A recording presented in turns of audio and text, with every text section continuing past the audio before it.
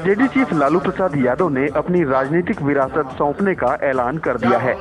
उन्होंने इसके लिए अपनी लाडली बेटी मीसा को नहीं चुना, बल्कि अपने दोनों बेटों तेज प्रताप और तेजस्वी को चुना।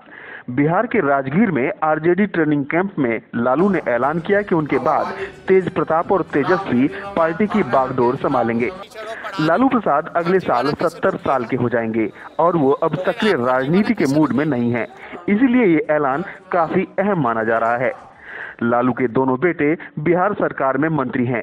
अब सवाल उठ रहा है कि लालू ने अपनी बेटी यानी मीसा भारती को अपना उत्तराधिकारी क्यों नहीं बनाया, क्योंकि मीसा न सिर्फ अपने दोनों भाइयों के राजनीति में आने से पहले से सक्रिय हैं, बल्कि सार्वजनिक मंचों पर भी ज्यादा नजर आती रही हैं।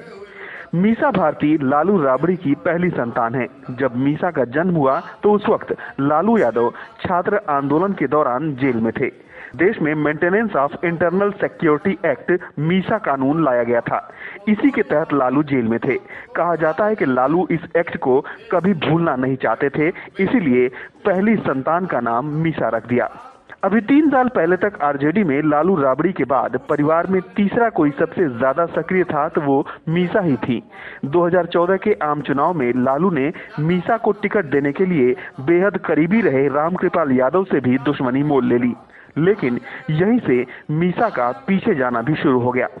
मीसा 2014 में लोकसभा चुनाव पाटलिपुत्र से हार गईं। इसके साल भर बाद 2015 में बिहार में विधानसभा के चुनाव हुए। इस चुनाव में लालू की राजनीति दांव पर लगी थी और लालू की पार्टी ने अच्छी वापसी की। लालू ने इस बार अपने दोनों बेटों तेज प्रताप और तेजस्वी को आगे किया। तेजस्वी डिप्टी सीएम बने और तेज प्रताप बिहार के स्वास्थ्य मंत्री। लालू के छोटे बेटे यानी बिहार के डिप्टी सीएम तेजस्वी यादव ने पिछले 1.5-2 सालों में बड़ी तेजी से खुद को स्थापित किया है, जबकि बड़े बेटे तेज प्रताप भी राजनीति के गुर तेजी से सीख रहे हैं। तेजस्वी की तेजी और पार्टी पर उनकी पकड़ से माना जा रहा है कि असली उत्तराधिकारी वही होंगे।